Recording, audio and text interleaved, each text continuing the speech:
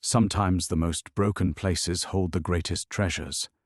Elena Vasquez stood in the shadow of Neverland's rusted gates, clutching her daughter's hand as neighbors whispered behind manicured hedges.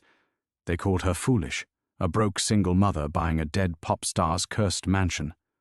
But Elena knew something about broken dreams. She'd been living in the ruins of her own since cancer took her son 2 years ago. The estate stretched before them like a forgotten fairy tale, its carousel horses frozen mid-gallop, the train tracks disappearing into overgrown tunnels that seemed to swallow light itself. What the mocking voices didn't know was that Elena had spent 15 years authenticating priceless art for Sotheby's before medical bills destroyed her career. Her trained eye saw what others missed, the way certain windows had been bricked up from the inside, the architectural inconsistencies that suggested hidden rooms. As October mist rolled across the valley, Elena discovered her first clue in the mansion's abandoned basement, a climate-controlled vault behind a false wall, containing canvases that shouldn't exist. But when she touched the surface of what appeared to be a lost Da Vinci, her authentication instincts screamed a warning that would change everything she thought she knew about art, power, and the real reason Michael Jackson became a recluse. Before we jump back in, tell us where you're tuning in from, and if this story touches you, make sure you're subscribed, because tomorrow I've saved something extra special for you. Elena's fingers trembled as she withdrew her hand from the canvas, her breath forming small clouds in the basement's chill. The painting stared back at her, Lida's knowing eyes capturing moonlight that had no source in this underground chamber.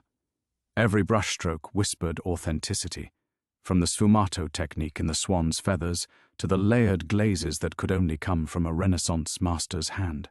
But something was wrong. The canvas felt too new beneath the aged varnish. The wooden frame, while expertly distressed, showed machine-cut precision that wouldn't exist until centuries after Leonardo's death. Elena had spent enough sleepless nights in Sotheby's authentication lab to trust her instincts, and right now they were screaming contradictions. "Mama?" 7-year-old Sophia's voice echoed from the basement stairs. "You've been down there forever." "Coming, mija." Elena forced steadiness into her voice while her mind raced. She pulled out her phone's flashlight and swept it across the vault's contents, 17 canvases in total, each protected by museum-quality conservation materials. A Caravaggio she'd never seen catalogued, 2 Monet water lilies that predated his famous series, a Van Gogh self-portrait with eyes that tracked her movement through the shadows. All of them impossible. Elena locked the vault and climbed toward her daughter's voice, each step carrying her further from answers and deeper into questions that tasted like copper pennies on her tongue. Sophia waited in the mansion's main kitchen, surrounded by towers of moving boxes and the ghost of what had once been childhood magic. Dust motes danced in afternoon light, streaming through windows shaped like candy canes, while a life-sized Captain Hook mannequin watched from the corner with glassy eyes. "Mrs. Chen brought soup," Sophia announced, gesturing toward their elderly neighbor who stood awkwardly by the Peter Pan-themed breakfast nook. Mrs. Chen's smile carried the practiced sympathy Elena had grown to hate, the same expression worn by doctors delivering terminal diagnoses, by bank managers explaining foreclosures, by well-meaning friends who insisted everything happened for a reason. "I know moving is difficult, dear, especially to a place with such history." Elena accepted the soup container with steady hands, though her pulse hammered against her wrists. "It's going to be beautiful when we're finished. A place where kids can heal." "Like Diego would have wanted," Sophia added quietly, and Elena's chest constricted around her daughter's words. Diego would have been 9 now, would have loved exploring these tunnels and hidden passages, would have made the carousel horses gallop again with his imagination alone. Mrs. Chen's eyes softened with genuine warmth for the first time. "Your son would be proud of what you're building here." After their neighbor left, Elena stood at the kitchen's bay window, watching shadows lengthen across the valley. The property stretched for 2,700 acres, most of it wild California scrubland dotted with oak trees that had witnessed secrets spanning decades.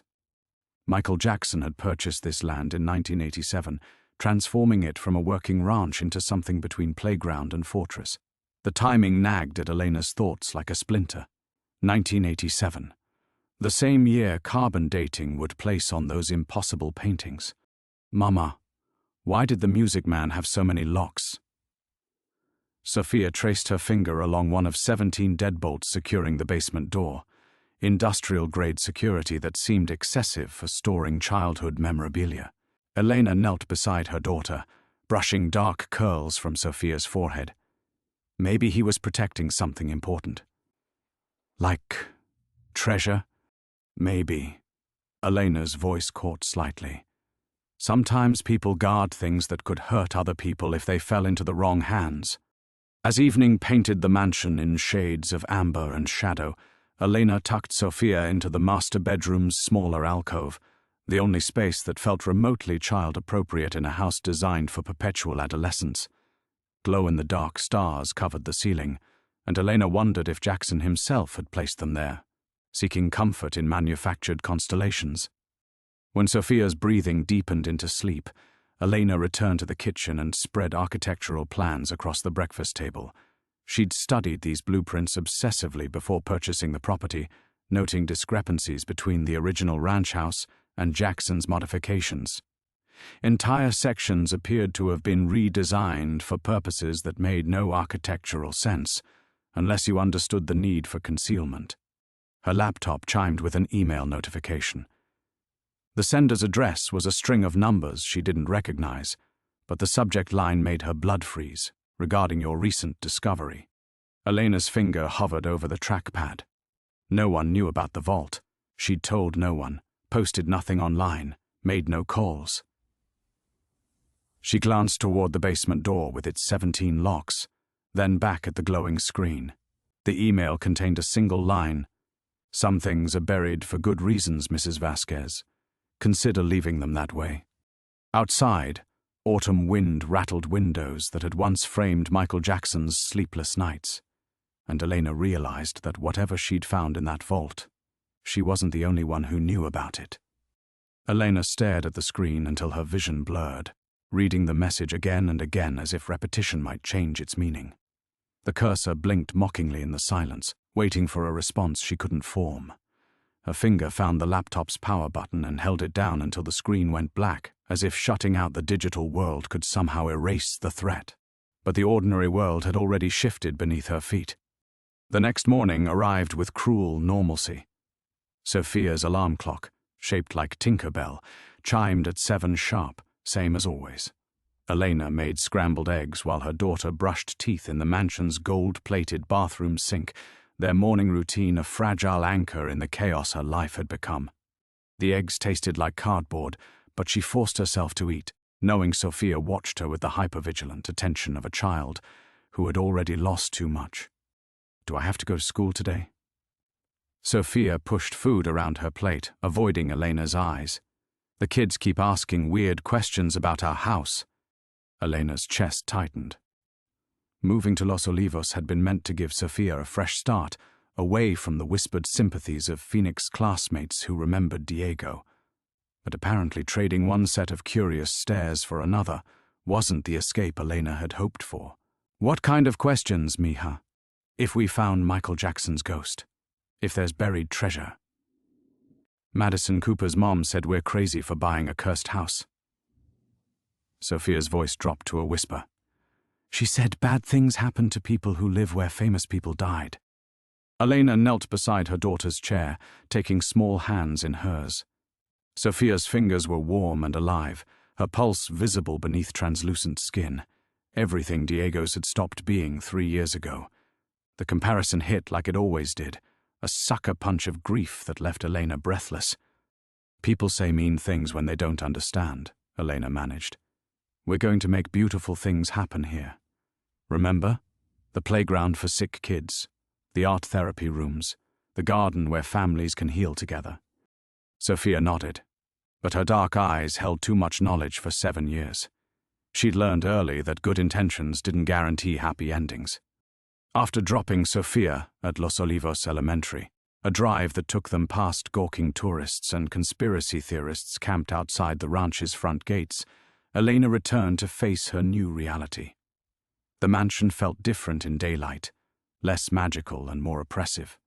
Dust particles caught morning light like suspended secrets, and every creak of settling timber made her jump. Her phone rang as she stood in the foyer, surrounded by unopened boxes that contained the remnants of their previous life.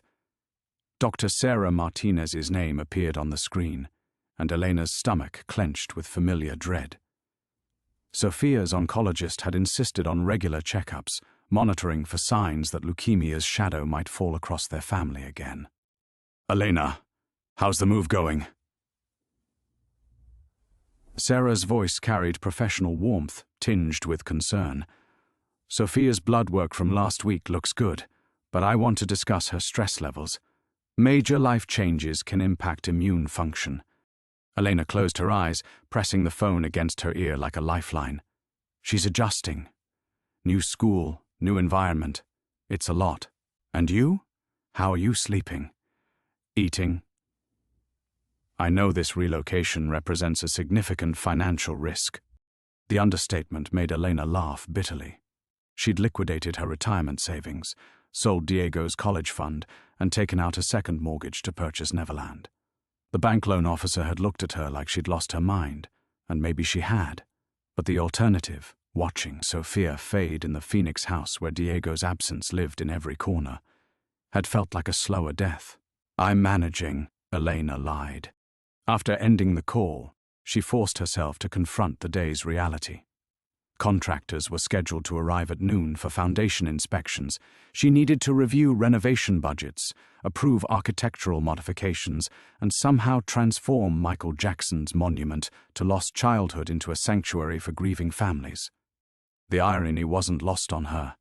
She'd been mocked on social media for buying a cursed property, ridiculed in local newspapers for her naive philanthropy. But standing in the mansion's great room, surrounded by stained glass windows depicting scenes from Peter Pan, Elena could see past the mansion's theatrical excess to something deeper. Jackson had been trying to capture something here. Innocence, perhaps, or hope. The same things Elena fought to preserve in Sophia. Her laptop sat closed on the kitchen counter, the threatening email hidden but not forgotten. Elena's former life felt like a distant dream now.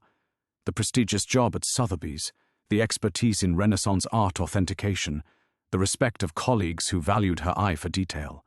That woman had been financially secure, professionally accomplished, and utterly powerless to save her son from cancer's indifferent hunger.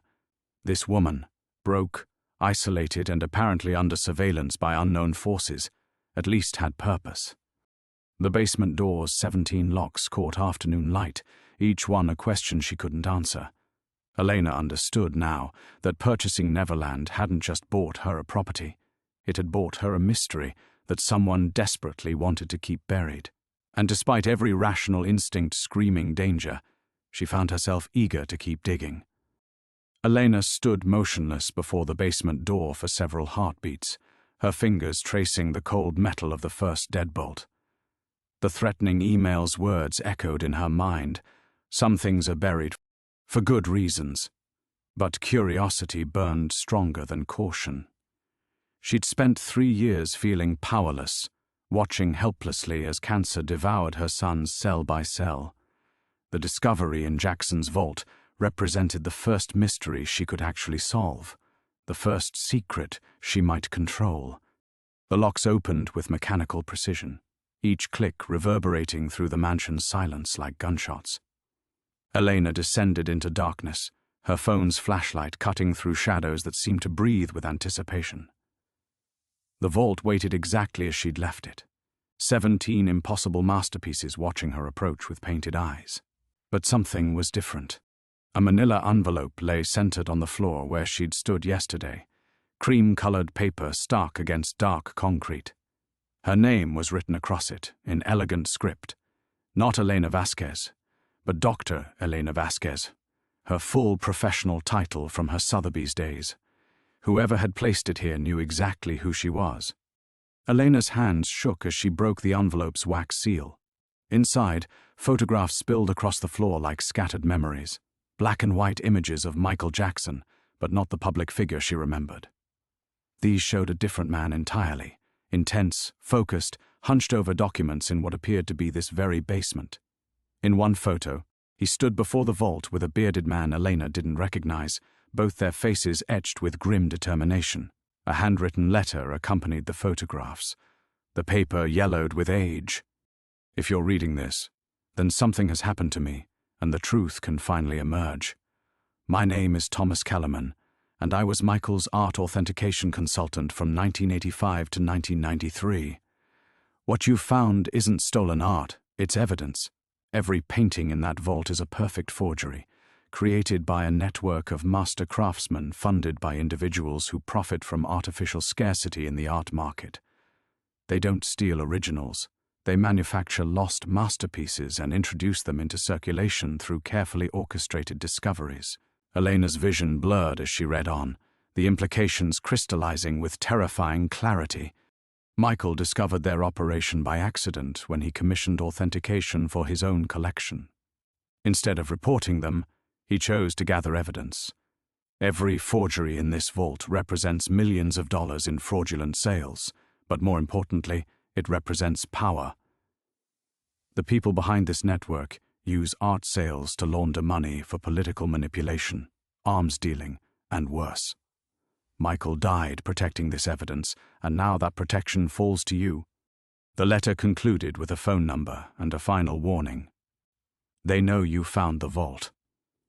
Trust no one who claims to want to help. The children's center you're planning makes you vulnerable. They'll use any weakness against you. Elena's breath came in shallow gasps as she photographed each page with trembling fingers. The basement suddenly felt smaller, the weight of earth above pressing down like a grave. Somewhere upstairs, her laptop waited with its sinister message, and beyond the mansion's walls, unknown enemies circled like vultures. The sound of gravel crunching under tires made her freeze. She checked her phone, 11:47 a.m. The contractors weren't due for another 13 minutes, and they'd planned to call before arriving. Through the basement's small window, Elena glimpsed a black sedan pulling up the circular drive, its windows tinted dark enough to hide the occupants. Moving with desperate efficiency, Elena sealed the photographs back in their envelope and locked the vault. The basement door's 17 deadbolts felt inadequate now, flimsy protection against forces that had apparently killed Michael Jackson for threatening their operation. She climbed toward daylight as car doors slammed outside, each footstep on the basement's stairs carrying her further from safety. Through the kitchen window, Elena watched 3 figures approach the mansion's front entrance. 2 men in expensive suits flanked a woman whose silver hair caught sunlight like polished metal. They moved with corporate precision, but something in their bearing suggested violence held carefully in check. The doorbell chimed, an elaborate melody from Peter Pan that Jackson had programmed to welcome visitors to his fantasy kingdom. Now it sounded like a funeral dirge. Elena's phone buzzed with a text from an unknown number. "Answer the door, Dr. Vasquez. We'd prefer to keep this civilized." She looked toward the basement door with its multiple locks, then at the envelope clutched in her sweating palm. Thomas Kellerman's letter had presented her with impossible choices: surrender evidence that could topple a criminal network, or fight to protect secrets that had already cost one life. The doorbell chimed again, more insistent this time. Elena thought of Sophia at school, innocent and unaware that her mother stood at the center of a conspiracy spanning decades. She thought of Diego, whose death had taught her that some battles couldn't be won through surrender. The visitors waited outside, patient as predators. Elena walked toward the door, Kellerman's envelope hidden against her chest, and chose war. Elena's hand froze on the ornate door handle, her earlier resolve crumbling like sand between her fingers.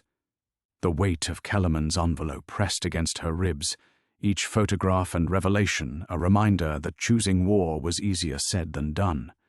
Through the frosted glass panels, she could see the 3 silhouettes waiting with unnatural stillness, and suddenly the magnitude of what she faced hit her like ice water. What was she thinking? She wasn't some action hero from Sophia's movies. She was a broke single mother whose greatest act of rebellion in recent years had been buying an overpriced mansion everyone said was cursed. Her hands trembled as she stepped back from the door, the Peter Pan melody chiming a third time with mechanical insistence. "Answer the door, Dr. Vasquez. We'd prefer to keep this civilized." The text message glowed accusingly on her phone screen. They knew she was here. They knew she'd found the vault. But knowing something and proving it were different things entirely, weren't they? Elena's mind raced through possibilities, each more terrifying than the last. Maybe she could claim ignorance, insist she'd never been in the basement, never seen anything beyond dusty furniture and Michael Jackson's abandoned toys. But even as the thought formed, she knew it was futile. These people, whoever they were, didn't strike Elena as the type to make social calls based on rumors. They had evidence of her discovery, which meant they'd been watching.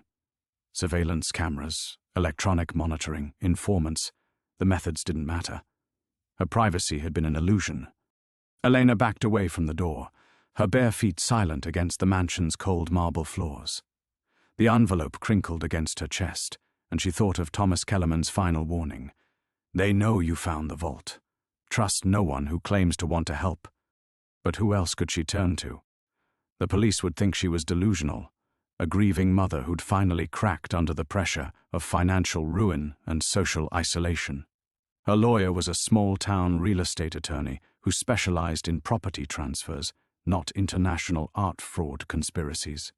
Her parents lived 3 states away and still believed her purchase of Neverland was an elaborate mental breakdown disguised as philanthropy. The truth settled over her like a burial shroud. She was completely, utterly alone.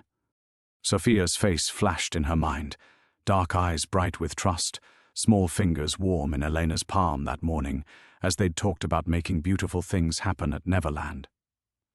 Her daughter was sitting in a Los Olivos elementary classroom right now, probably struggling with multiplication tables or raising her hand to answer questions about the solar system, blissfully unaware that her mother had stumbled into the kind of danger that destroyed families. Elena's knees nearly buckled as the full weight of her situation crashed down. The children's center she'd dreamed of building, the art therapy rooms where grieving families could heal, the playground where kids like Diego might find moments of joy despite their illness. All of it felt impossibly naive now. She'd thought her biggest challenges would be fundraising and zoning permits, not staying alive long enough to break ground. A new sound made her freeze, footsteps circling the mansion's exterior. They weren't trying to hide their presence anymore, and that shift felt ominous. Elena pressed herself against the kitchen wall, peering through candy cane-shaped windows as shadows moved past with predatory patience. They were surrounding the building, cutting off potential escape routes. Her phone buzzed with another message. "We're not going anywhere, Dr. Vasquez. Neither are you." Elena's breath came in short, sharp gasps as panic clawed at her chest. This was how it ended, then, not with dignity or purpose, but with terror in a mansion full of broken dreams. She'd sacrificed everything to give Sophia a fresh start, only to lead them both into something far worse than grief. But as despair threatened to overwhelm her, another emotion surfaced. Rage. Not the hot, explosive anger she'd felt watching cancer ravage Diego's small body, but something colder and more focused. These people, whoever they were, had taken enough from the world. They'd killed Michael Jackson for trying to expose their crimes. They'd stolen millions through fraudulent art sales. They'd corrupted something as beautiful as Renaissance masterpieces for profit. And now they thought they could intimidate her into silence by threatening her family. Elena clutched Kellerman's envelope tighter, feeling the sharp edges of photographs documenting decades of deception. Maybe she was just a broke single mother with no powerful allies, but she had something they wanted desperately to keep buried. That had to count for something. The doorbell chimed again, but this time Elena didn't move toward it. Instead, she backed toward the basement door, her mind racing through possibilities.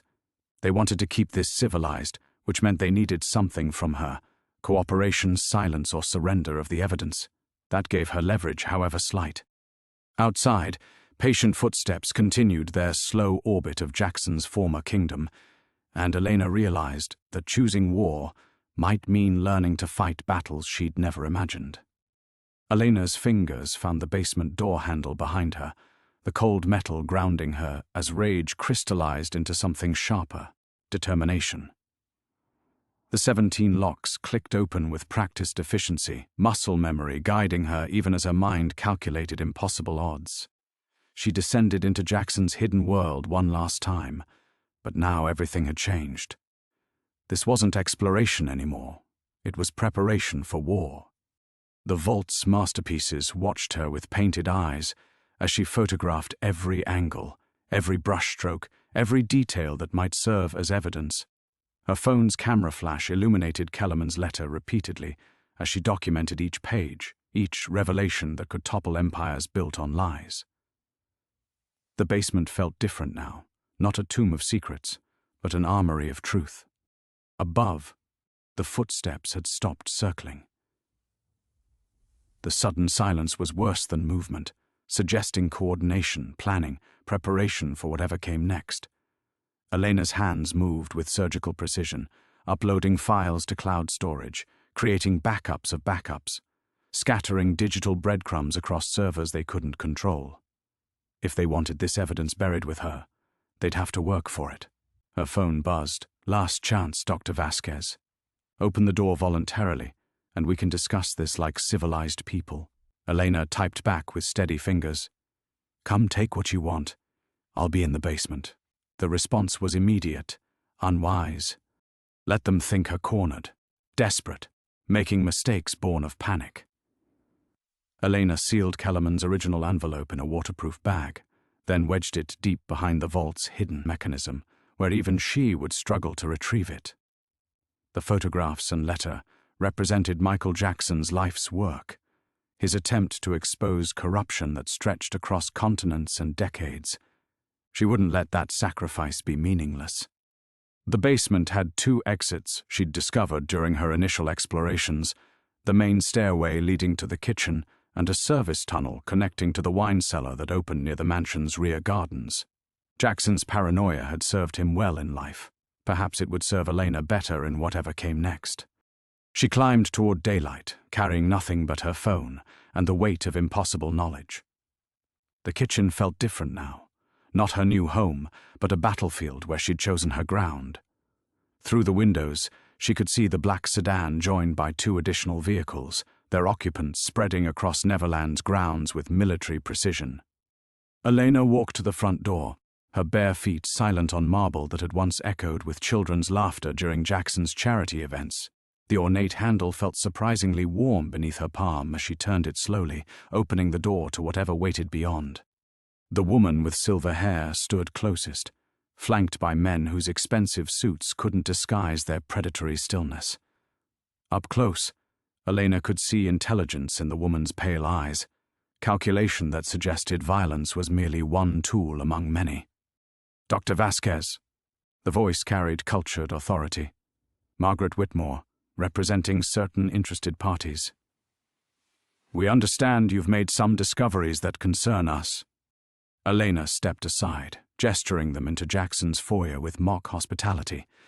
"Please, come in. Though I should warn you, this place is supposed to be cursed." Whitmore's smile held no warmth. "Superstition, Doctor. We deal in facts, evidence, documentation, things that can be quantified and controlled." The men spread out with practiced efficiency, one heading toward the kitchen while another climbed the grand staircase. Elena watched their movements with detached fascination, her fear transformed into something harder.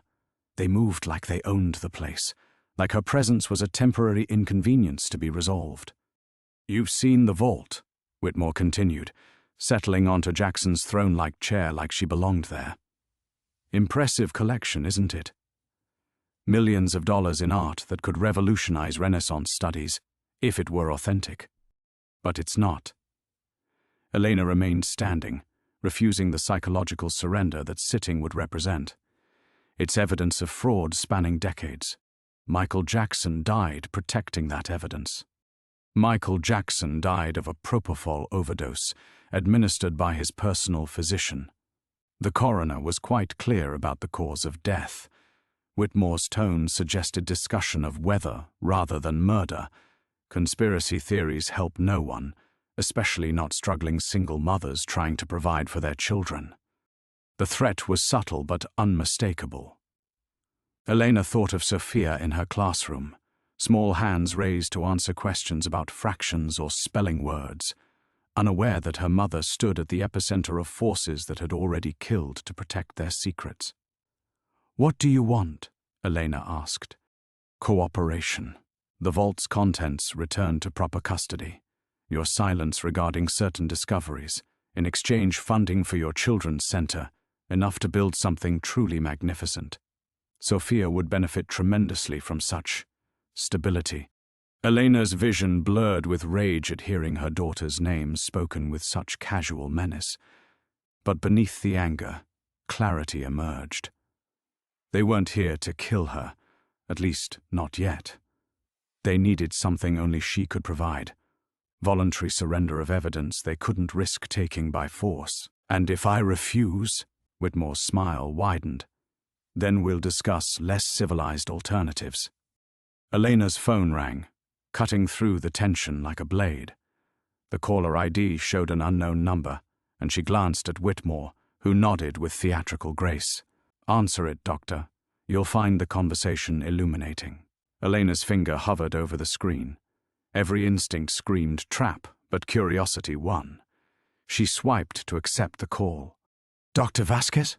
The voice was male, older, with a slight accent she couldn't place. "My name is David Chen. I worked with Thomas Kellerman. I believe you've read his letter." Whitmore's smile faltered almost imperceptibly. One of her men moved closer to Elena, close enough that she could smell his cologne and the metallic scent of whatever weapon he carried. "I'm listening," Elena said carefully. "Good. In 30 seconds, you're going to receive a text message with a very long number. Show it to Miss Whitmore. She'll understand what it means." "How do you know?" "Because we've been watching them watch you." "Kellerman wasn't the only one gathering evidence, Doctor. Michael Jackson wasn't fighting alone, and neither are you." The line went dead. Elena stared at her phone as Whitmore's composure cracked slightly, revealing something harder beneath the cultured exterior. "Who was that?" Whitmore demanded. Elena's phone chimed. The text contained exactly what Chen had promised, a string of numbers and letters that meant nothing to her but everything to Whitmore, whose face went pale as Elena held up the screen. "Impossible," Whitmore whispered. "Those accounts were closed decades ago." "Apparently not."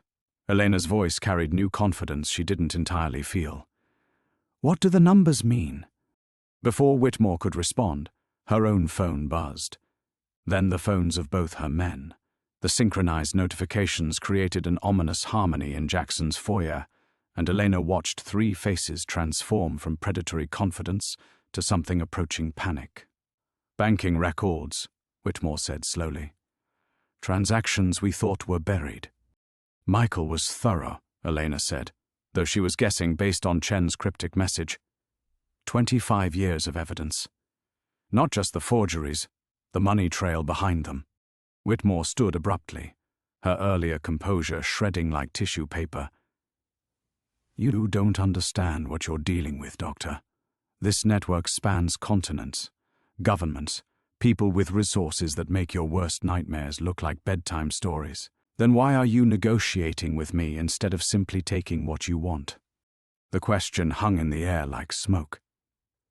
Elena watched Whitmore's mind work, calculating odds that had apparently shifted in ways she hadn't anticipated.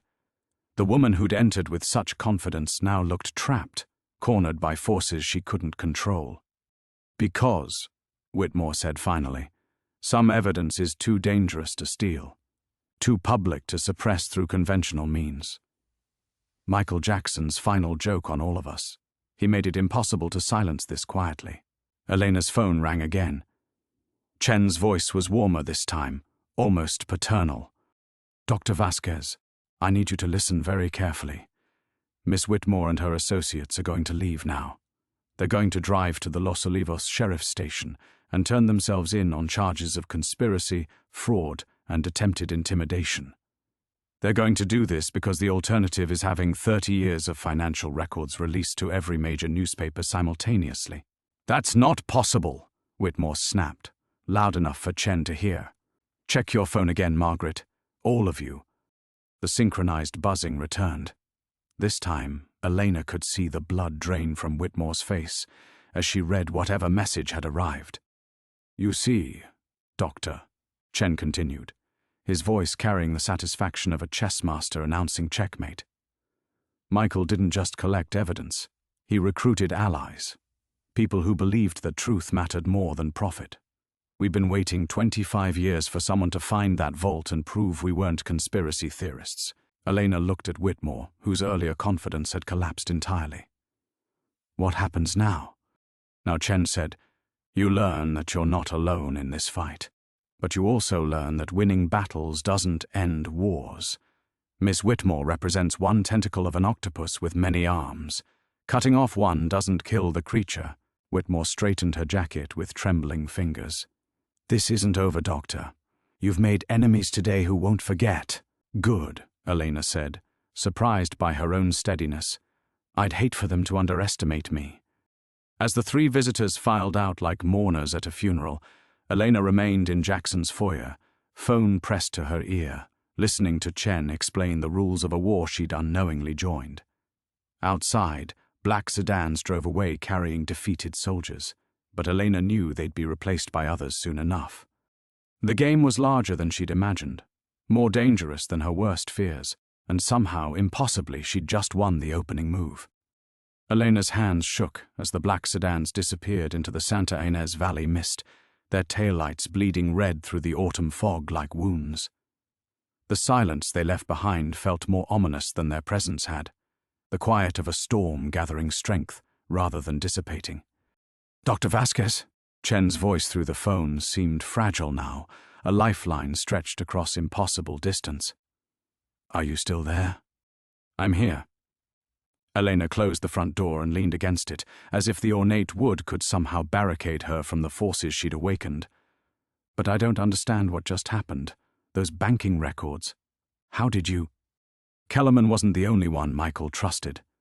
"Some of us have been playing a very long game, Doctor. Building networks, gathering allies, waiting for the right moment." Chen's voice carried the weight of decades. "You finding that vault? That was our signal to move." Elena walked deeper into the mansion, her bare feet cold against marble that had once echoed with children's laughter. Now every shadow seemed to harbor watching eyes, every creak of settling wood a potential threat. "Move how? What exactly am I caught in the middle of? Justice, if we're lucky. Destruction, if we're not." The honesty in Chen's admission made Elena's chest tighten. Michael documented everything, not just the forgeries, but the buyers, the sellers, the politicians who looked the other way. "The vault you found is only the beginning." Elena reached the kitchen and peered through the windows toward Sophia's elementary school, invisible beyond rolling hills but never far from her thoughts. "And my daughter? How do I protect her from something this big?" "By finishing what Michael started." "These people operate in darkness, Doctor. They've spent 40 years building power on the assumption that their crimes would stay hidden. Exposure is their greatest fear. Exposure could get us both killed." Elena's voice cracked on the words. They knew Sophia's name. They knew her school schedule. "I won't sacrifice my child to be your whistleblower." Silence stretched between them, and Elena wondered if she'd just lost her only ally. When Chen spoke again, his tone was gentler. "You think I don't understand that fear?" "I have grandchildren, Doctor.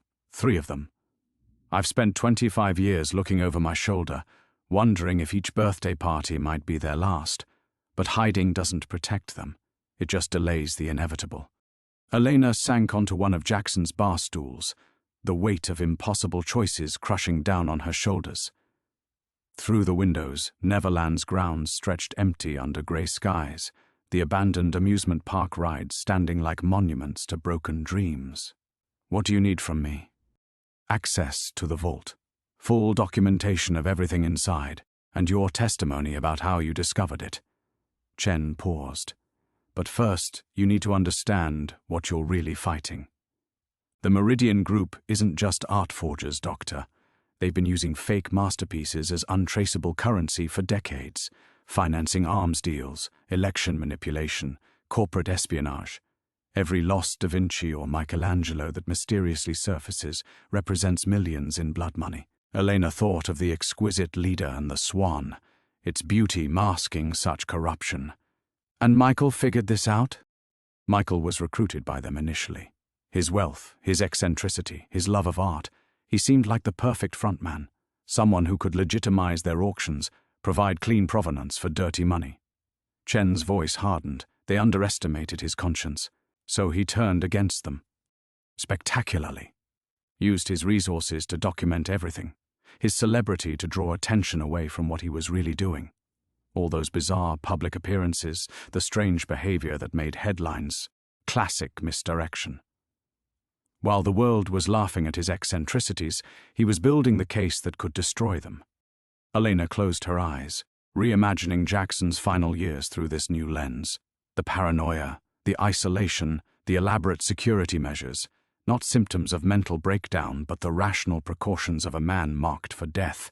And when they finally killed him, the evidence was scattered, hidden, protected by people they couldn't identify or eliminate. Chen's voice carried grim satisfaction. Michael's final performance was making his murder look like medical negligence. They got away with killing him, but they couldn't get away with the reasons why. Elena's phone buzzed with an incoming text from Sophia's school: early dismissal today due to weather. Please arrange pickup by 2 p.m. The normal concerns of motherhood crashed into her new reality like waves against a seawall. I have to get my daughter, Elena said. Good. Take her somewhere safe. Not your apartment, not any relatives they could trace. Can you do that? Elena thought of her sister in San Luis Obispo, 2 hours south and blessedly disconnected from Neverland's dark history. Yes, then go. I'll arrange protection, but it will take time. Can you be ready to move forward with this tomorrow? Elena looked around Jackson's kitchen, at the space where she'd imagined healing children, building something beautiful from tragedy. Now it felt like a war room, where she'd chosen sides in a conflict that predated her involvement by decades. Dr. Vasquez? I'll be ready, Elena said, though the words felt like jumping off a cliff. But Chen, if this gets my daughter hurt, it won't. I promise you that. As Elena hung up and grabbed her keys, she wondered if promises meant anything in a war where truth itself was the battlefield. The drive to Sophia's school felt like navigating through quicksand, each mile stretching Elena's nerves tighter. Every vehicle in her rearview mirror could be surveillance, every phone call a threat, every shadow a potential assassin. The normalcy of school pickup procedures, parents checking phones, children's laughter echoing across playgrounds, seemed to belong to a different universe than the one she now inhabited. Sophia emerged from the building clutching a construction paper turkey, her 8-year-old face bright with the uncomplicated joy Elena remembered from her own childhood. Before cancer stole Diego, before bankruptcy destroyed her marriage, before she'd inherited Michael Jackson's mansion and discovered that some secrets were worth killing for. Mummy! Look what I made! Sophia bounced into the passenger seat, oblivious to Elena's white-knuckled grip on the steering wheel. Mrs. Henderson says it's the best turkey in the whole class. It's beautiful, Mija. Elena's voice came out steady despite the chaos in her mind. She pulled away from the school, checking mirrors obsessively, taking random turns that would expose any tale. How would you like to visit Tia Carmen for a few days? Sophia's face scrunched with suspicion. But we just moved to the new house. I haven't even finished decorating my room yet. The new house. Neverland. The place Elena had thought would heal them both, now revealed as ground zero for a war she barely understood. Sometimes adventures happen when we don't expect them. As they drove south through rolling hills painted gold by autumn light, Elena's phone rang incessantly. Unknown numbers that could be Chen, could be Whitmore's associates, could be journalists who'd somehow caught wind of the story. She let them all go to voicemail, focused entirely on the road ahead and the precious cargo beside her. But at a rest stop near Paso Robles, while Sophia used the bathroom, Elena finally listened to the messages. The first few were hang-ups, breathing, silence that felt like threats. Then Chen's voice, urgent. Dr. Vasquez, You need to call me immediately. Something's happened. Elena's hands trembled as she dialed. Chen answered on the first ring. Thank God. Are you safe? Is Sophia with you? We're both fine. What's wrong? Whitmore didn't go to the sheriff's station like we planned. Instead, she made calls to people higher up the food chain than we anticipated. The documents I used to leverage her release? They've been classified as national security threats. Federal agents raided Kellerman's storage unit an hour ago. Elena's vision blurred. What does that mean? It means we underestimated how deep this goes. The Meridian Group doesn't just have wealthy collectors and corrupt dealers. They have government protection, Pentagon contracts, CIA connections, congressional oversight that looks the other way when convenient. Sophia emerged from the restroom, chattering about the snack machine, and Elena forced a smile while her world crumbled. They were fighting an octopus, Chen had said, but he'd failed to mention that some tentacles reached into the highest levels of power. There's more, Chen continued. Kellerman's apartment was broken into last night. Professional job, nothing obviously stolen, but they were looking for something specific. The backup drives he mentioned in his letter. Elena's blood turned to ice. Did they find them? Unknown. But Dr. Vasquez, Elena, I need you to understand something. The vault at Neverland isn't just evidence anymore. It's a target. They know what's in there, and they'll do anything to reclaim it. As they reached Carmen's modest house in San Luis Obispo, Elena watched her sister embrace Sophia with the casual affection of someone whose biggest worry was mortgage payments. Carmen's world was coffee shops and book clubs, parent-teacher conferences and weekend farmers markets. It was the life Elena had wanted, the safety she'd fought to rebuild. But that safety was an illusion now. Even here, 2 hours from Neverland, Elena felt the weight of watching eyes, the presence of forces that could reach anywhere, hurt anyone. That night, after Sophia fell asleep clutching her construction paper turkey, Elena stood on Carmen's back porch and stared at stars barely visible through coastal fog.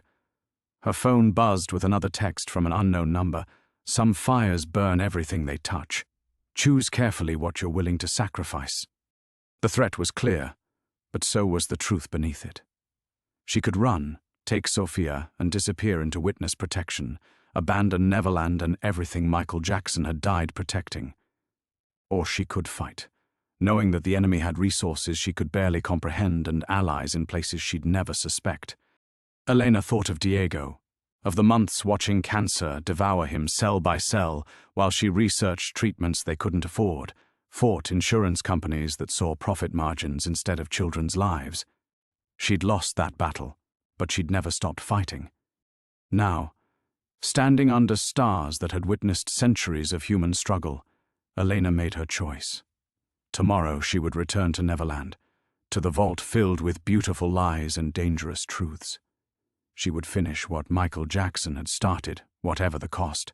Some fires, she realized, were worth burning for. The morning sun hadn't yet burned through the coastal fog when Elena's phone rang at 5:47 a.m., dragging her from restless dreams of burning paintings and Diego's face dissolving into smoke.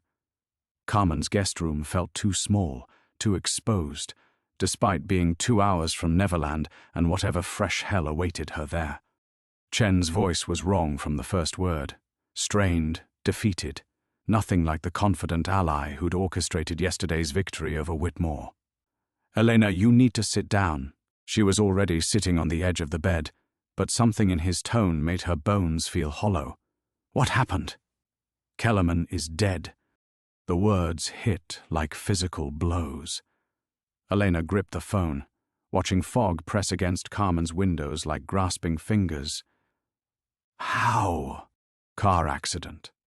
Single vehicle, lost control on Highway 154 around midnight. No skid marks. No apparent mechanical failure. Chen's voice carried the weight of terrible certainty. It wasn't an accident. Elena's mind reeled. Kellerman, Jackson's loyal friend, the man who'd spent 25 years protecting evidence that could topple governments, dead 12 hours after she'd spoken his name to strangers. The backup drives, gone. His apartment was cleaned out completely. Professional job made to look like relatives collecting belongings. Chen's breathing sounded labored. "Elena, there's more. The federal agents who raided the storage unit? They weren't federal agents. Fake badges, fake warrants. By the time real FBI arrived this morning, everything was gone." Elena stood and paced to the window, staring out at Carmen's peaceful neighborhood, where nothing ever happened except soccer practice and barbecues. That world felt like a mirage now, something that existed for other people but never again for her. "We still have the vault," she said, though the words sounded desperate even to her own ears. "Do we?"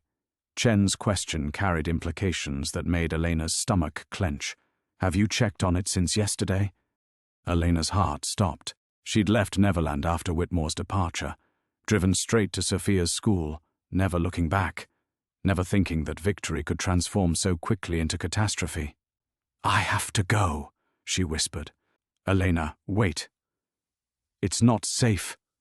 But Elena was already moving, grabbing keys with hands that shook like autumn leaves. She kissed Sophia's sleeping forehead, left a note for Carmen about an emergency at the property, and drove north through fog that seemed to thicken with every mile, as if the world itself was conspiring to hide whatever awaited her at Neverland. The gate stood open when she arrived, its electronic lock disabled.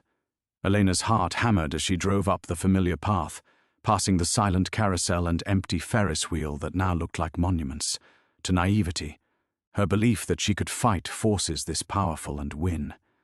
The mansion's front door was intact, but Elena could feel wrongness in the air like static before a storm.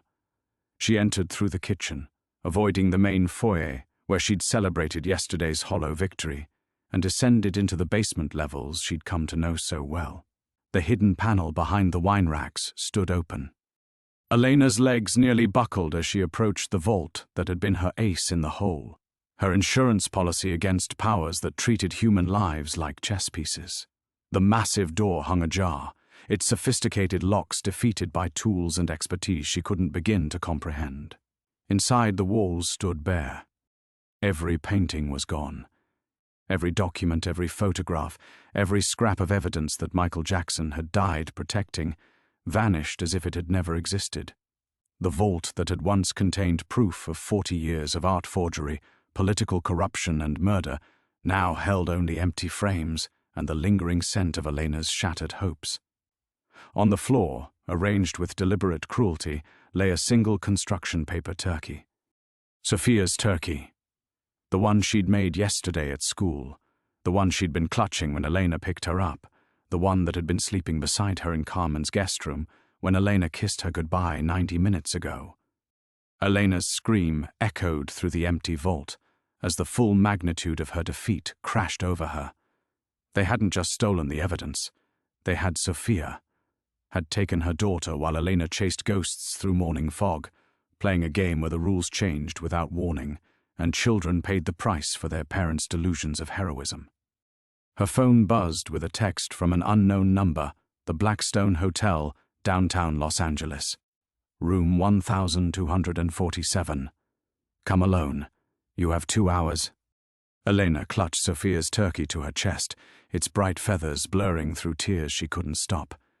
24 hours ago, she'd thought herself clever, thought she'd found allies and leverage in a war against corruption. Now she understood the truth. She was a single mother who'd stumbled into forces beyond her comprehension, and her daughter was paying the price for Elena's hubris. Standing in Jackson's empty vault, surrounded by the wreckage of hope, Elena finally grasped the real lesson of Neverland. Some dreams were too beautiful to survive contact with reality, and some fires burned everything they touched, including the people foolish enough to believe they could control the flames. Elena stood frozen in the empty vault. Sophia's construction paper turkey clutched against her chest like a talisman against the impossible. 2 hours to reach downtown Los Angeles. 2 hours to save her daughter from forces that had just demonstrated they could reach anywhere, take anyone, erase evidence that governments couldn't protect. But as she turned to leave, something caught her eye, a glint of metal behind the empty frame where Leda and the Swan had hung. Elena approached slowly, her breath shallow with desperate hope. A small digital device was wedged into the frame's backing, nearly invisible unless viewed from precisely this angle. Elena pried it free with trembling fingers, recognizing it as a micro SD card. Taped to its surface was a strip of paper bearing 3 words in Jackson's distinctive handwriting: Elena, the truth. Her phone rang. Chen's number. "Elena, where are you? I've been calling." "They took Sophia." The words came out broken, raw. "They cleaned out the vault and took my daughter." Silence. Then, "Jesus Christ. Elena, I'm so sorry. This is my fault. I moved too fast, trusted too many people. There's something else." Elena stared at the SD card, her mind racing. Jackson left something, hidden behind where the painting hung. He knew this might happen. What kind of something? Elena found a laptop in Jackson's study, hands shaking as she inserted the card.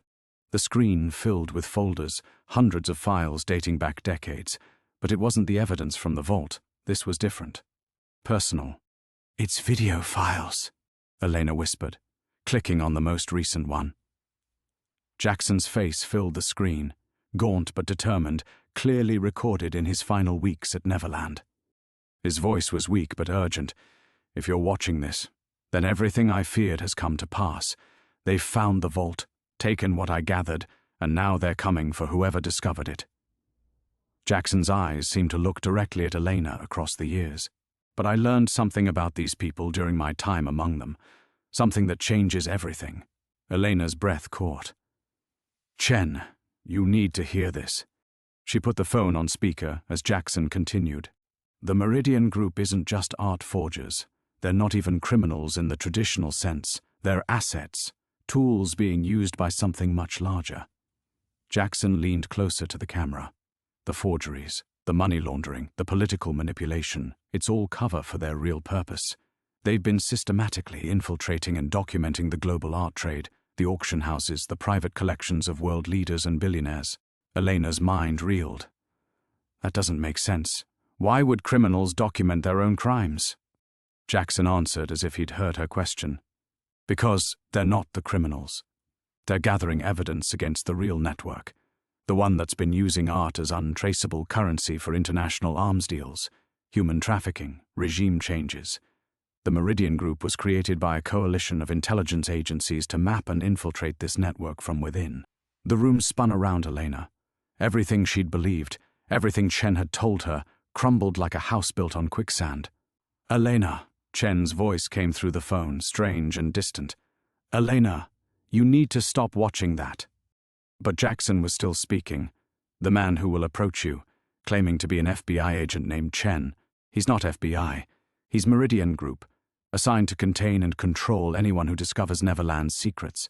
His job is to make you feel like you have an ally while he guides you exactly where they want you to go." Elena's blood turned to ice.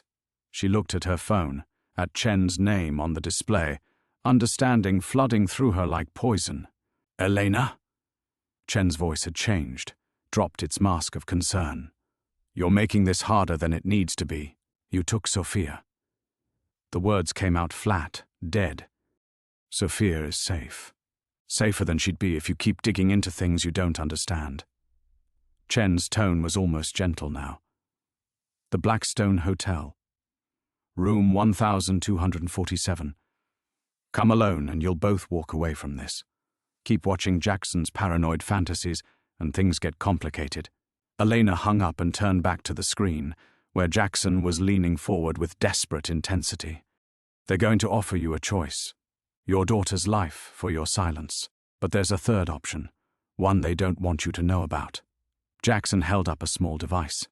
"Every conversation you've had with their agent has been recorded by this. Every lie, every manipulation, every admission of kidnapping. The real FBI, the ones who've been hunting the Meridian Group for years, they're waiting for proof like this." Elena's hand flew to her purse, to the pen Chen had given her their first day together. "For taking notes," he'd said. She unscrewed it carefully and found the tiny recording device inside, still blinking. Jackson's final words echoed in the empty vault. "The truth isn't what they're hiding from you, Elena. The truth is what they've tricked you into hiding from everyone else. My real evidence isn't in this vault, it never was. It's in what they've just revealed about themselves by taking your daughter. Everything shifted. Elena wasn't the victim of a conspiracy. She was the bait in a trap 40 years in the making. And now, finally, she knew how to spring it. Elena stared at Jackson's frozen image on the laptop screen, her mind reeling from the complete inversion of everything she'd believed. The recording device from Chen's pen sat in her palm like a weapon she'd carried unknowingly into battle. Every conversation, every manipulation, every lie that had led to Sophia's kidnapping, all documented by the very people who'd orchestrated it. But knowledge without power was just another form of helplessness. Sophia was still missing, still in the hands of people who treated children as leverage. Elena had evidence now, but no way to use it that didn't risk her daughter's life. She scrolled through more files on Jackson's drive, her desperation growing with each passing minute. Then she found it, a folder labeled Sanctuary Network. Inside were contact details for dozens of people, journalists, legitimate FBI agents, former Meridian Group assets who'd gone rogue, families of other victims. Jackson hadn't just gathered evidence, he'd built a support network for whoever came after him. Elena's hands trembled as she dialed the first number. Agent Rebecca Martinez, labeled as Clean FBI, lost her partner to Meridian cover-up. Martinez answered on the second ring. "Who is this? My name is Elena Vasquez. Michael Jackson left me your number. They have my daughter." A pause. "Jackson's been dead for 10 years. I know. I found his evidence cache at Neverland. The Meridian Group sent an agent posing as FBI to manipulate me, and when I got too close to the truth, they took Sophia." Elena's voice cracked on her daughter's name. "I have recordings of everything." Jesus Martinez's tone sharpened. "How long ago was the abduction?" 2 hours. They want me at the Blackstone Hotel downtown, room 1247. Don't go there alone. We've been building a case against Meridian for 3 years, but we've never had someone on the inside with active recordings. Elena heard typing in the background. "I'm mobilizing a team now. Can you get to LAX? Terminal 7, departures level?" "Why there?" "Public, secure, multiple exit routes, and close enough to downtown that we can move fast when it's time." Martinez paused. "Elena, I need you to understand something. These people have killed federal agents, judges, journalists. The only reason you're still alive is because you have something they need. The moment you give them those recordings..." "I know." Elena closed the laptop, pocketed the SD card. "But Sophia is 8 years old. She's already lost her brother. I won't let her die because I was too afraid to fight. Then we fight smart. See you in 40 minutes. Elena drove south through morning traffic, her mind churning with the implications of Jackson's revelations. For 40 years, the king of pop had lived as a recluse, enduring mockery and suspicion, all while serving as a guardian for evidence that could topple governments. His eccentricities, his paranoia, even his tragic end, all made sense now as the actions of a man trying to protect something larger than himself. At LAX, Martinez was easy to spot. A woman in her 40s with prematurely grey hair and the alert posture of someone who'd spent years looking over her shoulder. She approached Elena at the designated coffee stand, flanked by 2 other agents who looked like they'd stepped from recruitment posters. "You have the recordings?" Martinez asked without preamble. Elena handed over both the pen device and Jackson's SD card. "Everything's there. Chen, the fake agent, he admitted they kidnapped Sophia. He outlined their whole operation." Martinez plugged the pen into a tablet, her expression growing darker as she listened through earbuds. "This is better than we hoped. Direct admissions, operational details." She looked up at Elena. This could end them. Not just this cell, but the entire network. "What about Sophia?"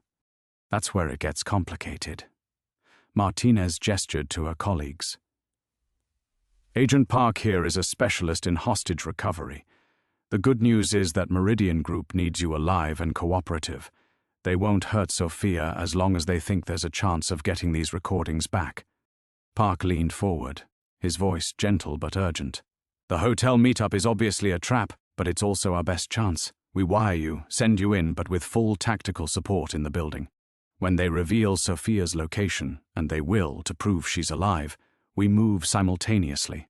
Elena's stomach clenched. "And if something goes wrong?" "Then we fall back to option 2, Martinez said grimly. "We release everything publicly, every recording, every document from Jackson's files. It destroys Meridian Group completely, but Sophia dies." Elena finished the thought that none of them wanted to voice. "We won't let that happen," Park said. "I've run operations like this before. The key is making them believe they're in control while we gather intelligence. Once we know where Sophia is, once we have eyes on her location, the advantage shifts to us." Elena looked around the terminal, at ordinary people living ordinary lives, unaware that the fate of a shadow war was being decided over airport coffee. 48 hours ago, her biggest worry had been affording Sophia's school supplies. Now she was about to walk into a trap that could either save her daughter or destroy them both. But as she watched Martinez coordinate with her team, saw the resources and expertise that Jackson's network had finally unleashed, Elena felt something she hadn't experienced since finding the empty vault: hope. "When do we go?" she asked. 20 minutes, Park said, checking his watch. "Martinez needs that long to get tactical units positioned around the hotel." Elena nodded, her throat dry as sandpaper. Through the terminal's massive windows, she watched planes taxi across runways that stretched toward a horizon she might never see again. The normalcy of it, travelers heading to business meetings and family reunions, felt like mockery. She wondered if Sophia was looking out a window somewhere, too, waiting for her mother to save her. Elena Martinez returned from coordinating with her team, holding out a small device that looked like a hearing aid. "Micro-transmitter. We'll hear everything, but more importantly, we'll be tracking your exact location. The moment you're in that hotel room, we'll know where you are."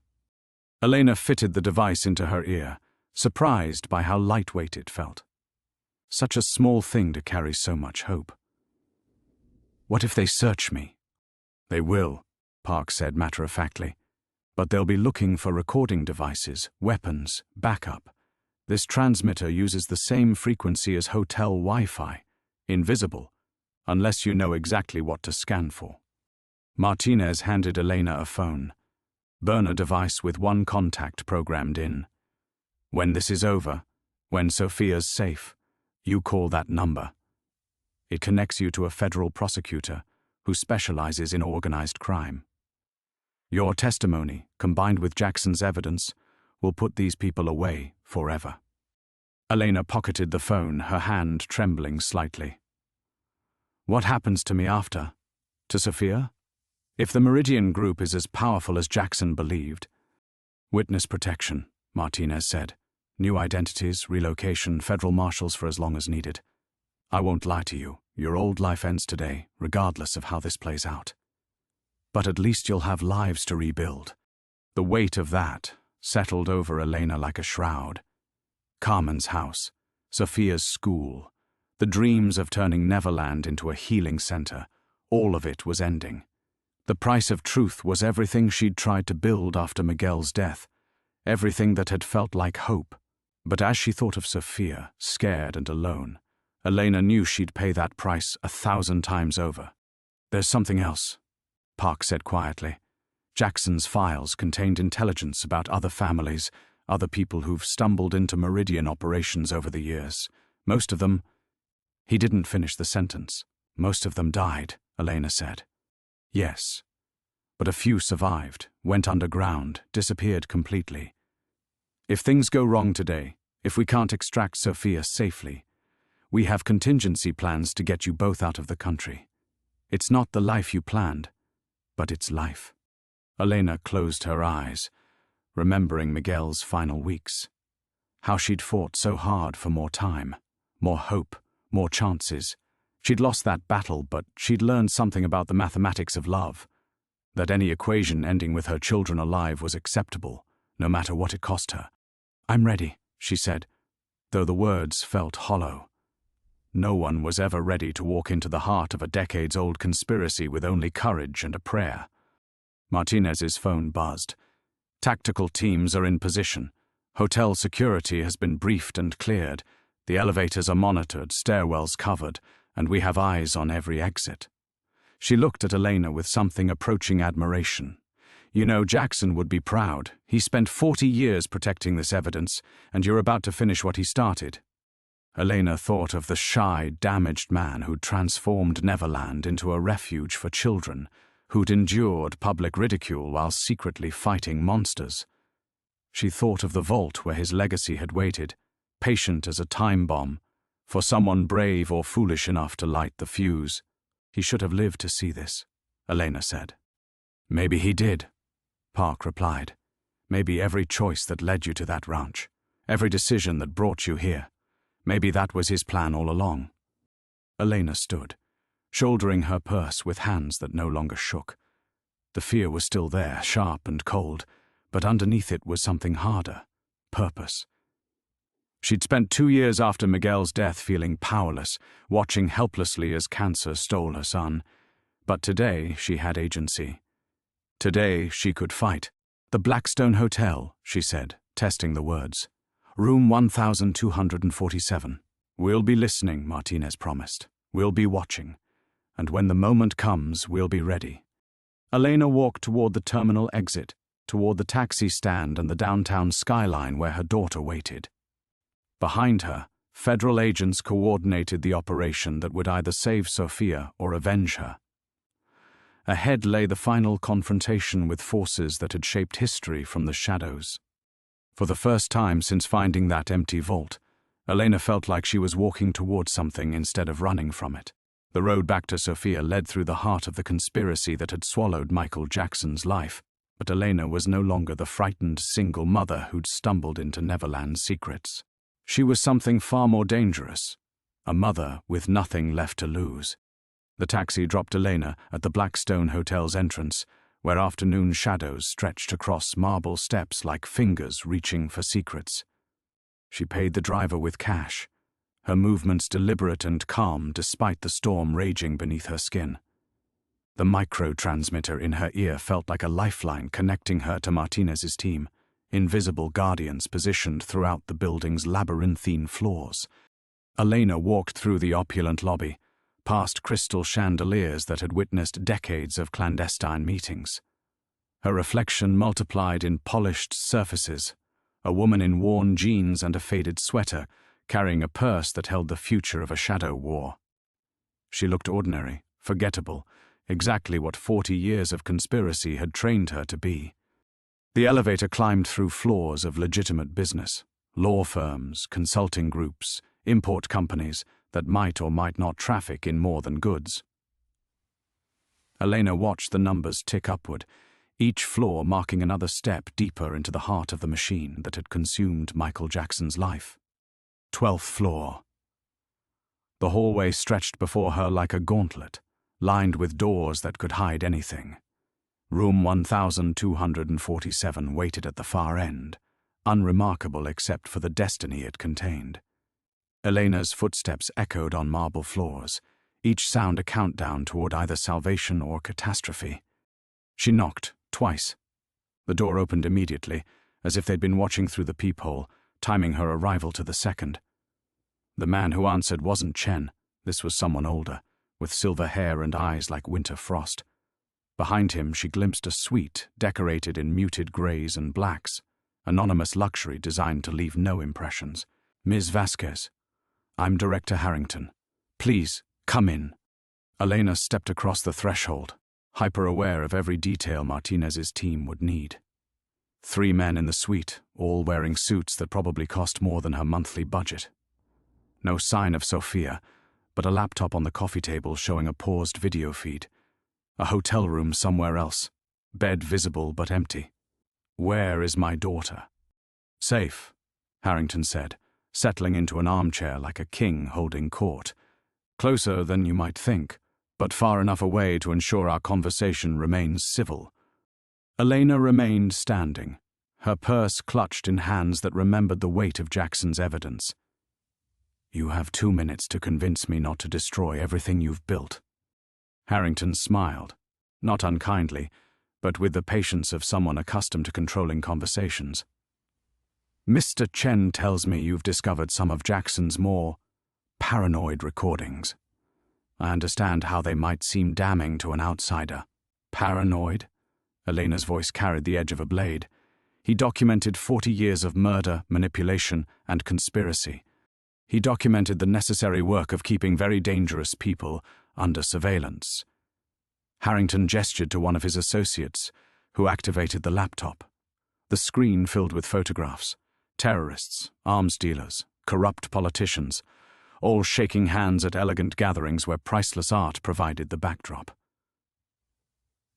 The individuals in these images have orchestrated genocides, financed terrorism, toppled governments. Traditional law enforcement can't touch them because they operate in spaces where evidence disappears and witnesses die. Elena studied the photos, her certainty wavering like sand beneath waves. "So you steal their art? Forge their collections?" "We document their transactions. We map their networks. We gather evidence that can't be bought or buried." Harrington's voice carried the weight of absolute conviction. "Jackson was our asset inside this world, using his celebrity and eccentricity as cover for intelligence gathering. Every strange behavior, every bizarre purchase, every paranoid security measure, all designed to let him move freely among people who trade human lives like commodities." The room spun around Elena as implications cascaded through her mind. If Harrington was telling the truth, then Jackson hadn't been a victim of the conspiracy. He'd been its most valuable weapon. The vault at Neverland hadn't contained stolen evidence. It had housed an intelligence operation that had saved countless lives. "You're lying," Elena said, but the words lacked conviction. "Your son, Miguel," Harrington continued gently. "The experimental treatments that kept him alive for 18 months longer than doctors predicted. The anonymous benefactor who covered costs your insurance wouldn't. That was Jackson's foundation, funded by assets recovered from war criminals and human traffickers." Elena's breath caught. Miguel's miracle treatments, the hope that had carried them through his darkest months, had been purchased with blood money reclaimed from monsters. "We don't need your silence, Ms. Vasquez," Harrington said. "We need your help. Jackson is gone, but his work continues. The people in those photographs are still out there, still killing, still profiting from misery. You could walk away today with Sophia, return to your quiet life, and in 5 years read about another genocide that might have been prevented if we'd maintained surveillance on the right collectors." Elena felt the weight of Jackson's legacy pressing down on her shoulders, 40 years of sacrifice demanding continuation. But through the window she could see the city where Sophia waited, 8 years old and terrified, caught in a web she'd never chosen. "Or," Harrington said, "you could finish what he started." Elena stared at Harrington, her world tilting on its axis. Every certainty she'd built over the past week crumbled like sand. "Show me Sophia, now." Harrington nodded to his associate, who clicked the laptop. The video feed expanded, revealing Sophia sitting on a hotel bed 3 floors below, drawing in a coloring book. She looked unharmed but small, so terrifyingly small against the backdrop of forces that had shaped history. "She's been told this is a game," Harrington said. "That her mother is helping with important work and will collect her soon. Children adapt to extraordinary circumstances when they're presented properly." Elena's hands clenched around her purse, feeling the weight of the backup drives hidden inside. The micro-transmitter in her ear remained silent. Martinez's team waiting for her signal. One word, one phrase, and federal agents would storm the building. But Sophia was 3 floors away, vulnerable, surrounded by people who could make her disappear before the first door splintered. "You killed federal agents," Elena said. "Martinez told me about the bodies." "Agent Martinez has been feeding you carefully selected truths," Harrington replied. "The agents who died were working for us, eliminated by the same networks Jackson spent 40 years infiltrating. We didn't kill them. We avenged them." The revelation hit Elena like a physical blow. Martinez, the gray-haired woman with tired eyes who'd promised salvation, who'd positioned Elena as bait in an operation she'd never fully understood. "Martinez is yours," Agent Martinez has been our liaison with federal law enforcement for 6 years. Jackson's intelligence saved her partner's life during an arms trafficking operation in Syria. She understands the mathematics of necessary evil. Elena's mind raced, calculating new possibilities, reassessing every conversation, every promise. The federal agents positioned throughout the hotel weren't there to save Sophia. They were Harrington's insurance policy, ensuring Elena couldn't escape with Jackson's evidence. "What do you really want?" she asked. Harrington stood, walking to the window where late afternoon light painted the city in shades of amber and shadow. Jackson died believing he was protecting evidence that would expose corruption. He was half right. The evidence exists, and it would indeed expose networks of criminals and conspirators. But it would also destroy ongoing operations that have prevented 3 genocides, stopped 2 international arms deals, and disrupted terrorist financing worth over $2 billion. Elena watched Sophia on the screen, her daughter's innocent concentration on coloring within the lines, while adults played games with nations as pawns. And Miguel's treatments? Was that real? Every word. Your son received care worth $400,000, funded by assets seized from war criminals. Jackson insisted on it after reviewing your case files. Harrington turned back to Elena, his expression almost kind. He saw something in your story, a mother's love, a refusal to surrender hope even when the odds were impossible. He said you reminded him of someone he'd once known. The transmitter in Elena's ear crackled to life. Martinez's voice, urgent but controlled. "Elena, we're moving in 60 seconds. Keep him talking." But Elena was no longer certain who we included in Martinez's world. The federal backup she'd counted on might be another layer of deception, positioning her as a pawn in a game she'd never understood.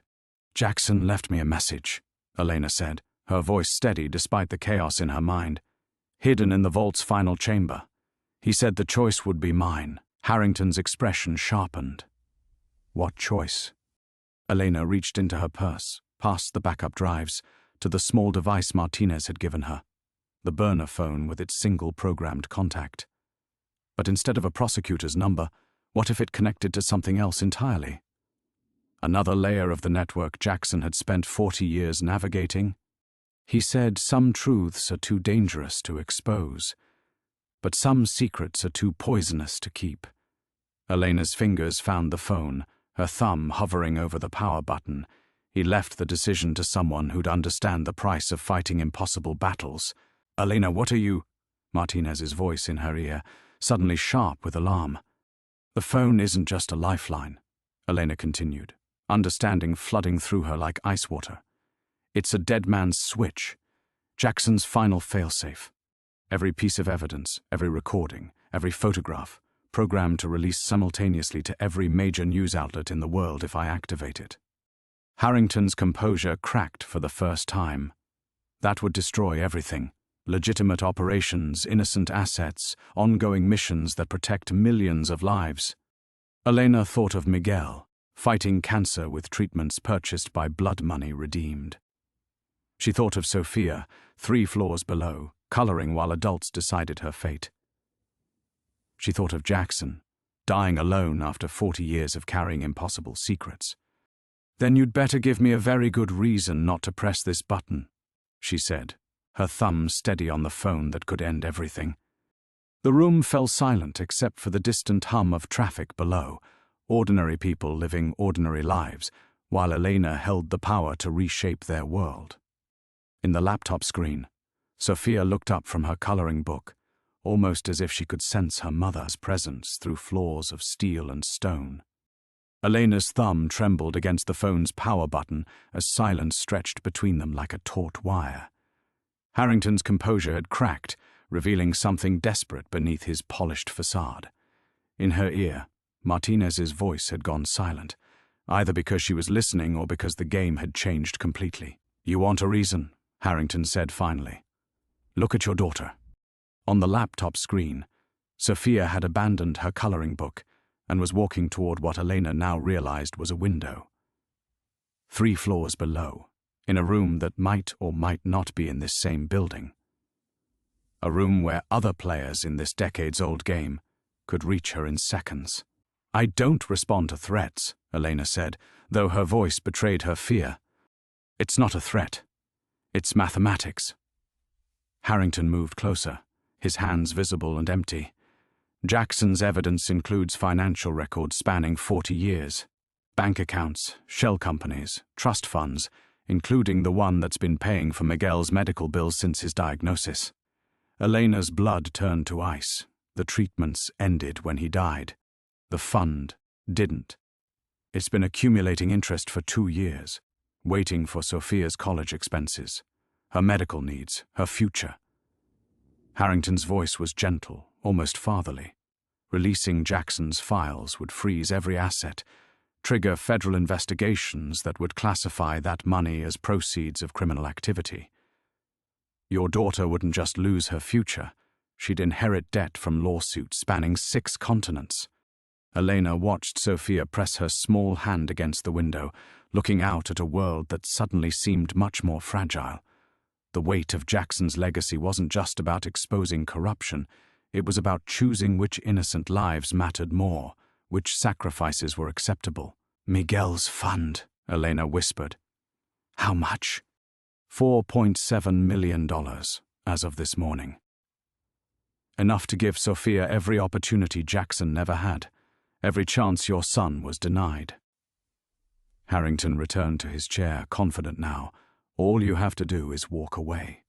But Elena was thinking about other children, the ones in Jackson's photographs, the victims of the networks that fed on silence and complicity.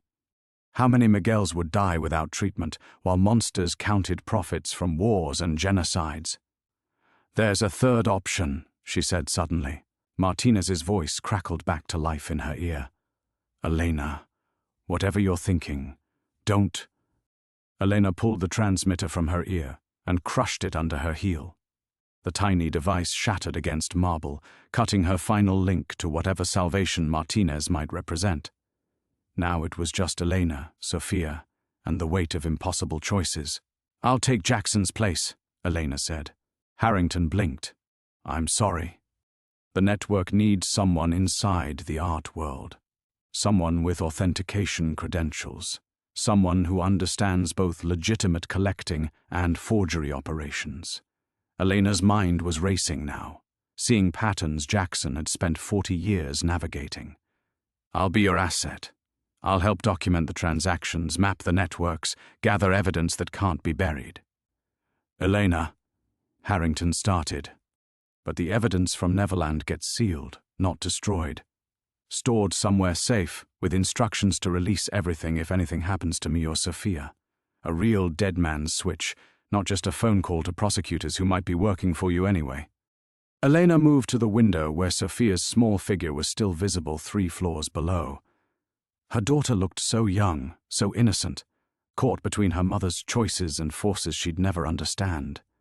Jackson spent 40 years fighting this war alone, Elena continued. He died isolated, paranoid, destroyed by secrets he couldn't share. But I won't be alone. Sophia will know, not everything, but enough. When she's older, when she's ready, she'll understand why her mother chose to fight monsters instead of hiding from them. Harrington was silent for a long moment, studying Elena with new interest. You're offering to sacrifice your old life entirely. Your dreams of the healing center, your quiet existence, your chance at peace. I sacrificed peace when Miguel died, Elena said. I sacrificed quiet when I opened Jackson's vault. And the healing center? She thought of Neverland, of Jackson's desperate attempt to create something pure from a life stained by necessary compromises. Maybe there are other ways to heal children. Maybe preventing genocides and stopping arms dealers is its own kind of medicine. Elena lifted the phone again, but this time her thumb wasn't trembling. Jackson spent 40 years protecting evidence because he believed someone would eventually be brave enough to use it properly. He was right, just not in the way anyone expected. And if I refuse your terms? Harrington asked. Elena smiled, and for the first time since entering this room it was genuine. Then I press this button, and we find out together whether the world is ready to know the truth about how history really gets made. In the laptop screen, Sophia turned from the window and looked directly at the camera, almost as if she knew her mother was watching, as if she understood that everything was about to change. Harrington studied Elena for what felt like an eternity, his winter frost eyes searching for weakness, for bluff, for any crack in her resolve. The weight of 40 years of secrets hung between them like smoke, and Elena could feel the ghosts of every choice Jackson had made pressing against the walls of this anonymous hotel suite. Finally, Harrington nodded. "You have 24 hours to arrange your affairs," he said, his voice carrying the finality of a judge pronouncing sentence. "After that, Elena Vasquez, the struggling single mother, ceases to exist. You'll become Elena Chen, distant cousin to our Mr. Chen, recently returned from studying art restoration in Florence. Your credentials will be impeccable, your background unquestioned, your access to the highest levels of international collecting circles absolute." Elena felt the phone's weight in her palm as she powered it down. The device that could have ended everything, now just another piece of plastic and circuitry. The choice was made. Jackson's evidence would remain sealed, waiting like a loaded gun in a vault she'd never see again. "Sophia comes with me," Elena said. It wasn't a question. Of course. She'll attend private schools, have every advantage, learn languages that will serve her well in the circles you'll both move through. By the time she's 18, she'll understand exactly why her mother made this choice. Elena thought of Miguel, of the treatments that had given them 18 precious months together, funded by blood money reclaimed from monsters. Now Sophia would grow up in that same grey world, where good and evil blurred into necessity, where saving lives required dancing with devils. The laptop screen flickered as someone, Martinez perhaps, or another player in this endless game, cut the feed. Sophia disappeared mid-gesture, her small hand frozen against the window in Elena's memory like a photograph burning at the edges. "The money in Miguel's fund," Elena said. "That stays untouchable. Sophia's inheritance, not payment for my cooperation." "Agreed." Harrington stood, smoothing his suit with hands that had probably signed orders for operations Elena would never learn about. "There's one more thing Jackson left for you. A final gift, you might say." He gestured to his associate, who produced a small wooden box Elena recognized immediately. The same craftsmanship as the hidden compartments in Neverland's vault, the same attention to detail that had preserved 40 years of evidence. Inside, nestled in black velvet, lay a simple silver locket. Elena opened it with trembling fingers to find 2 photographs. Miguel on one side, his smile bright despite the hospital bracelet on his wrist, and Sophia on the other, laughing as she ran through Neverland's overgrown gardens during their brief time there. "He had someone watching you long before you bought the ranch," Harrington explained. "From the moment Miguel's case file crossed his desk, he felt responsible, I suppose. You were never just a random buyer. You were chosen." Elena closed the locket, feeling its weight settle against her chest like a talisman.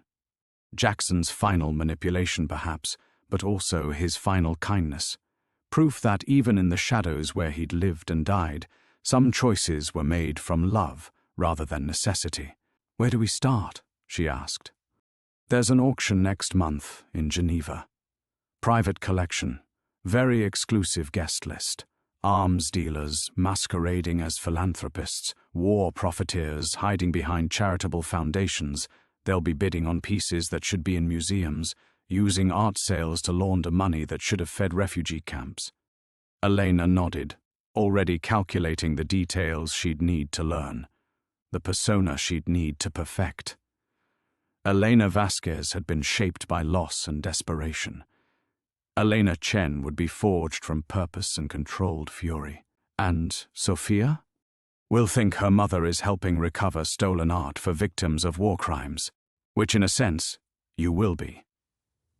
Harrington moved toward the door, their business concluded with the efficiency of a transaction Jackson would have recognized. Children adapt to extraordinary circumstances when they're presented properly. She'll understand eventually that some fights are worth inheriting. As the door closed behind Harrington and his associates, Elena stood alone in the suite that would vanish from records within hours, all traces of this conversation scrubbed from existence like Jackson's evidence at Neverland. Outside the window, Los Angeles sprawled beneath gathering twilight, 8 million people living ordinary lives, while Elena prepared to disappear into shadows.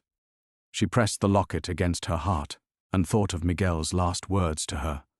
"Promise me you'll still try to save everyone, Mom, even when I'm gone." She'd thought he meant continuing his treatments, fighting his cancer until the bitter end. Now she understood he'd been asking for something much larger, to choose hope over despair, action over surrender, even when the cost was everything she'd thought she wanted. Elena picked up the laptop Harrington's men had left behind, its screen now showing airline schedules and passport information for her new identity. Tomorrow, Elena Vasquez would board a flight to Switzerland. Elena Chen would arrive in Geneva, ready to finish the war Jackson had been fighting since before Sophia was born. The revolution would continue, one auction at a time. 2 years later, Elena stood in the arrivals terminal at Santa Barbara Airport, watching passengers stream past while she waited for the one face that mattered. The woman who waited bore little resemblance to the desperate mother who had first driven through Neverland's rusted gates. Elena Chen wore tailored clothes that whispered wealth rather than shouted it, spoke 4 languages fluently, and could authenticate a Renaissance masterpiece or expose a money laundering operation with equal precision. But when Sophia emerged from the jetway, taller now, her dark hair longer, her eyes holding knowledge no 12-year-old should possess, Elena felt the careful composure she'd built over 24 months crumble completely.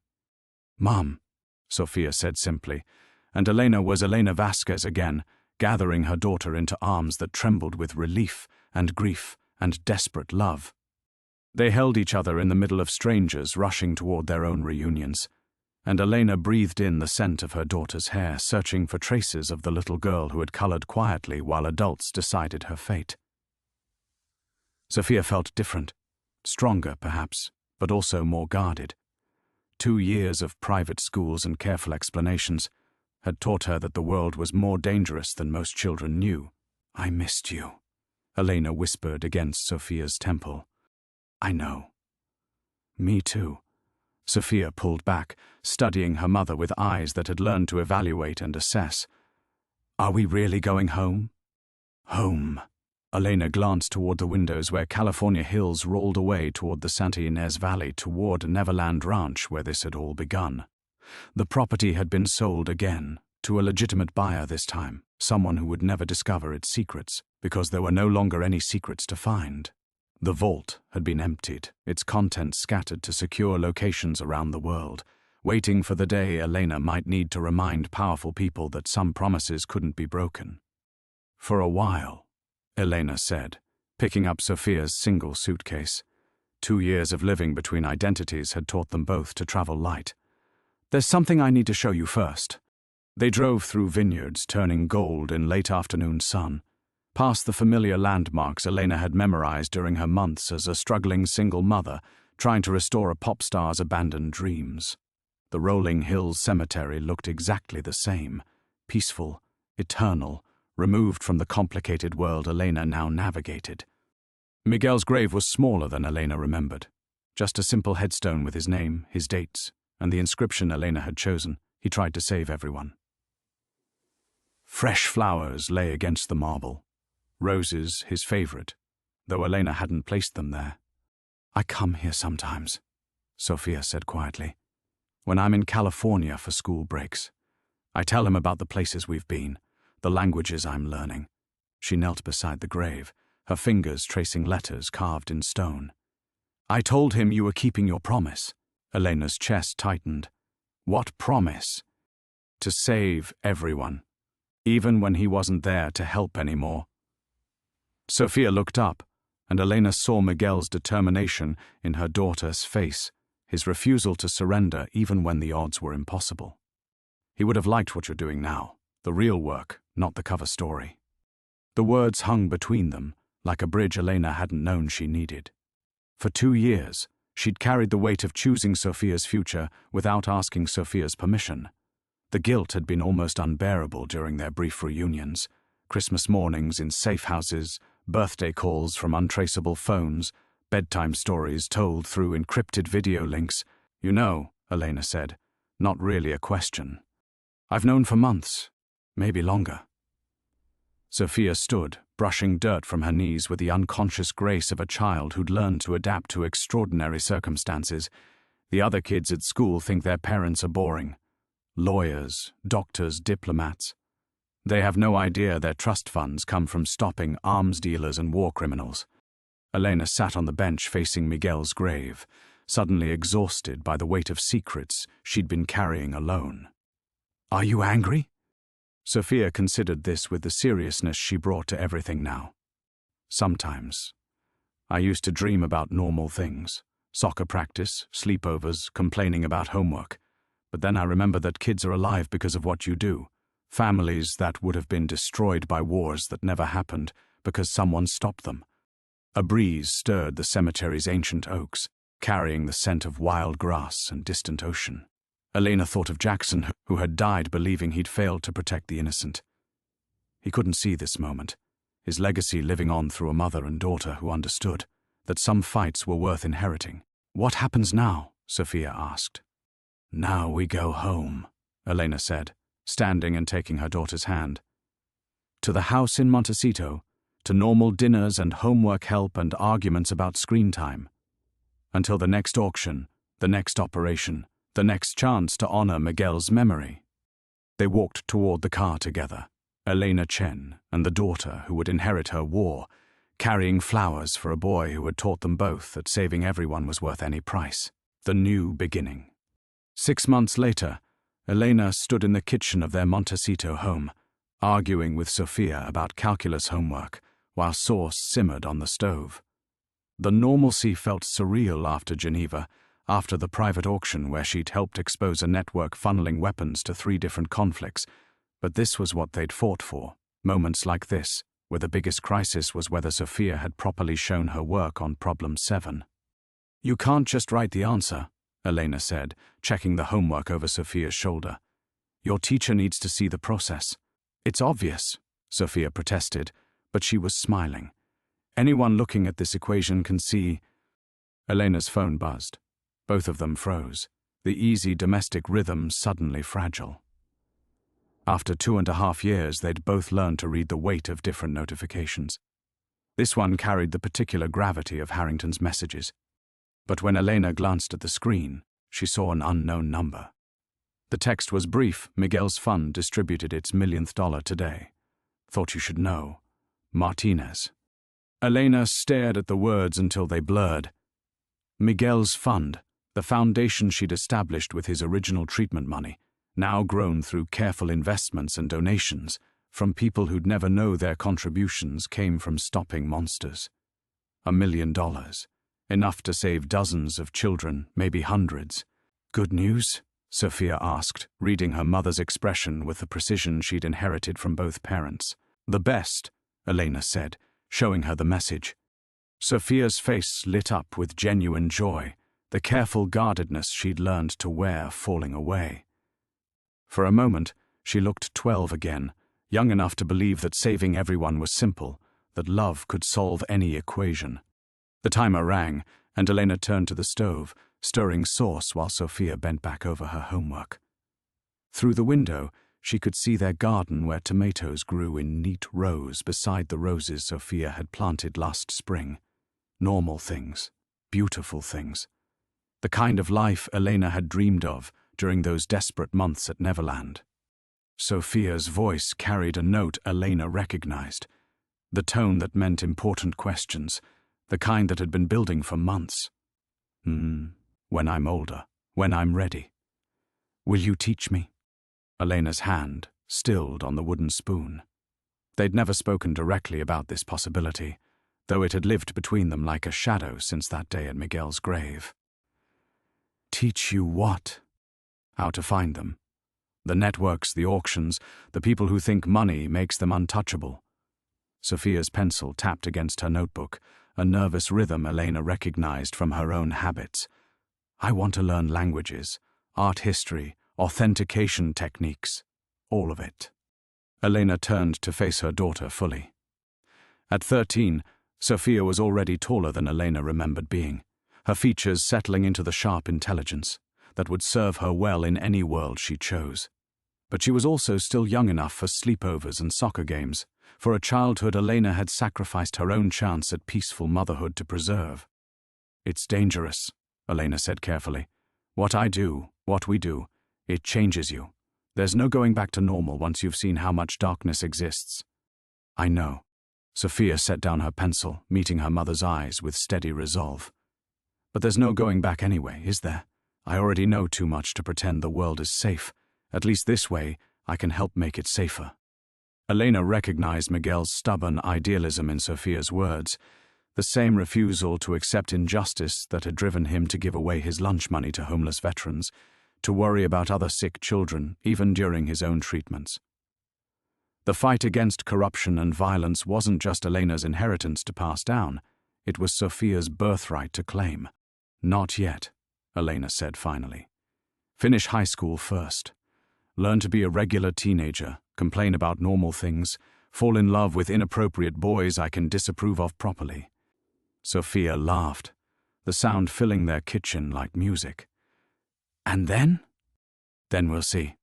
Elena returned to the stove, but she was smiling now. Jackson waited 40 years to find the right person to continue his work.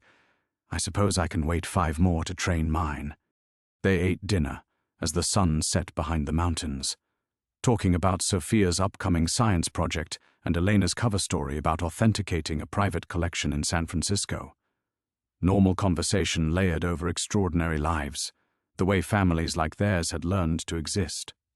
Later, after Sophia had gone to bed, Elena sat in her study looking at the photograph on her desk, Miguel and Sophia together, taken during one of his better days. He was teaching her to play chess, both of them concentrating intently on the board between them. Elena touched the silver locket at her throat, Jackson's final gift now worn smooth from years of worry and remembrance. Tomorrow would bring new challenges, new operations, new chances to honor the promises she'd made to the living and the dead. But tonight, her daughter was safe upstairs, dreaming of a future where she could choose to fight monsters or choose to tend gardens, knowing her mother had given her both options. The revolution would continue. But for now, it was enough to listen to Sophia's breathing through the ceiling, to know that some victories were measured not in networks destroyed, but in children who slept peacefully, surrounded by love and possibility. Elena turned off the light and headed upstairs, carrying flowers from their garden for tomorrow's visit to Miguel's grave. Roses, his favorite, grown in soil that would always remember what they'd all sacrificed to keep blooming.